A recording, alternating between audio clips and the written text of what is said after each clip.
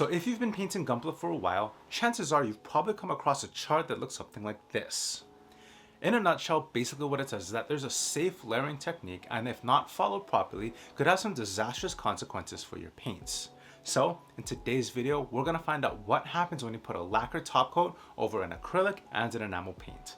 Let's get it. Alright, so we're all set up for our experiment. Now let's start with the spoons. On my left here, I have the spoon set up with the alkali gloss black base, as well as a stainless steel paint on top of that.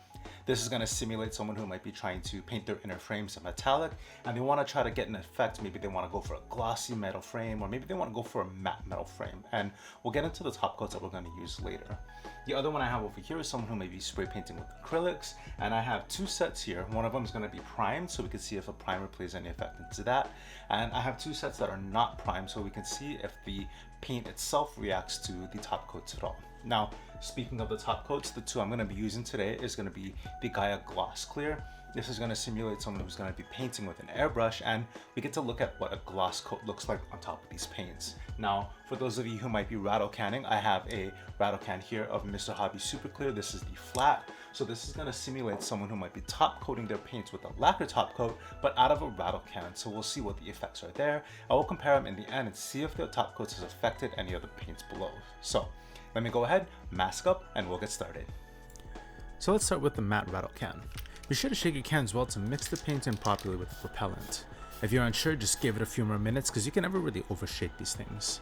Now, when it comes to application, be sure to apply it in quick sweeping mists because you cannot control the pressure of the cans, only the spray distance and the pattern. Best part about spray cans is you can go outside without any crazy cleanup. Just be sure to know which way the wind is blowing, and as always, wear a mask to protect your lungs. Next up is the Gloss Clear Coat by Gaia. If you haven't checked out my video on top coats, you can check that video as well as the rest of my beginner airbrush tutorial series, which I'll link in the corner for you guys to check out. If you do decide to head on over there, be sure to like and subscribe while you're there to stay up to date on all my videos. Now, if you clicked on over there and came back, or you just want to follow along, what I like to do is to spray a light tacky coat or two to give the glossy coat to grab onto. Then once those are set, I like to hit it with a few wet coats to get that really nice mirror-like glossy finish. Once the coats are down, the only thing left to do is clean up and wait for the results. Alright, so it's been about a day and a half and I've let these paints cure. Now as you can see, I have my enamels on the left again and my acrylics on the right, and I've lined them up with the mattes on the left for the enamels, the gloss in the middle for the enamels there. Then on the right, I have the two prime spoons next to the two unprimed spoons. As you can see, if you look at the necks of the spoons, just kind of running down towards the handles, we don't have any paints running or any top coat running. So we know that the paint has held up well compared to the rest of it. Now, as we zoom in, the first thing we're going to notice is this spoon right here. Now, as I was cleaning up my workstation, a little bit of the thinner got out of my airbrush cup and landed on the paint, thus kind of eating through everything. So guys, make sure when you are cleaning up your workstation that all the painting and all that hard work that you're doing is well out of the way and won't risk having any of your thinner land on it. Now, as you can see, when we look at our matte spoons, the coats are nice and smooth. We don't have any bubbling or pooling or any of the paint swirling on us, letting us know that the paint didn't react to the paints that was put on top of it.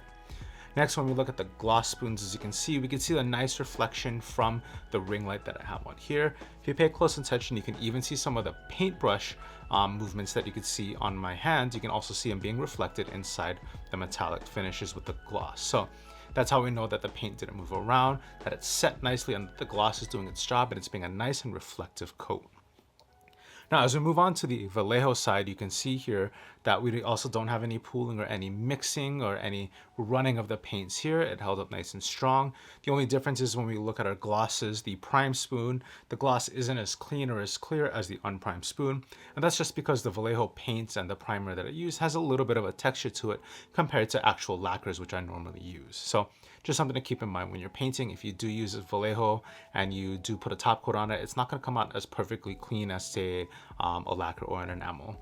Nothing bad with the paints, just the nature of acrylics and how they are. So overall, I think it's safe to say that we can put both a rattle can and a airbrush lacquer top coat over enamels and acrylics. All right, before I wrap up today's video, I have a quick confession to make. The truth is, even before I started recording this video, I already knew what the results of the test were gonna be. If you think back to some of my very early builds like the Silver Bullet Suppressor and the Messer kits that I did, I was still using acrylic paint to do majority of the paint work, and to protect all the hard work that I did, I used a Mr. Hobby top coat, much like the one that I use in today's video. Now, if you want to see how those turned out, you can check those videos out, but I'm happy to let you guys know that those two kits still stand in my display case in my bedroom, reminding me of how far I've come in this journey. So what does that mean for our golden rule and our paint layering? Well, when it comes to layering our paints, it's not as important that we know which paint can or can't go on top of each other.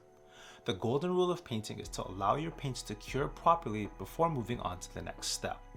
This applies to your primer coats, your base coats, any effects you may add, and yes, even your top coats. By allowing your paints to cure properly, you minimize the risk of damaging the paint that you've worked so hard on up until this point. So please, please, please allow your paints to cure properly before moving on to anything else. And hey, even if you do have that urge to want to move on to something while your paint is still curing, maybe you can open a new box and start on that snap build to get you excited for the next thing that you're going to paint. So there you guys have it, the golden rule of painting Gunpla. If you stuck around this far, leave a like, let me know you appreciated the video. If you haven't done so already and you want to stay up to date on any time I come out with a new video, be sure to hit that subscribe button and the bell notification so you don't miss a thing. Finally, let me know in the comments below if there's a paint you would want me to test for you guys before you risk ruining your paint jobs. If we could get enough comments and enough paints down below, maybe I can do a follow-up video to see if there's any certain paints that aren't going to react well to this golden rule of Gunpla of allowing your paints to cure. But anyway, that's it for me today, guys. Thank you so much for joining me. I hope you found some value in this video, and remember, take care of yourselves, take care of each other, and I'll see you in the next one.